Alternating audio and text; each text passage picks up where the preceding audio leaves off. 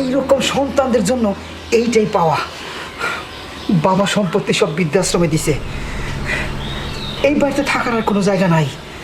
আমি চলে যাচ্ছি, যাবার আগে তোরে সাফ সাফ একটা কথা কয়ে যাই, তোর রাস্তাটা তুই দেখিস, কারণ তোর নিয়ে আমি আর সংসার করব না। আমি আমার রাস্তা দেখি, তুই তোর রাস্তা দেখিস। লুটনতাজের মতো হাজারো লুটনতাজ এই দেশে ছড়িয়ে ছিটিয়ে আছে, যারা কিনা বোর কথায় উঠে বসে এবং মা বাবাকে বৃদ্ধাশ্রমে পাঠায়। লুটনতাজের বাবা বশির দেওয়ান লুটনতাজকে কোনো সম্পত্তি না দিয়ে সমস্ত সম্পত্তি বৃদ্ধাশ্রমে উইল করে দিয়েছে।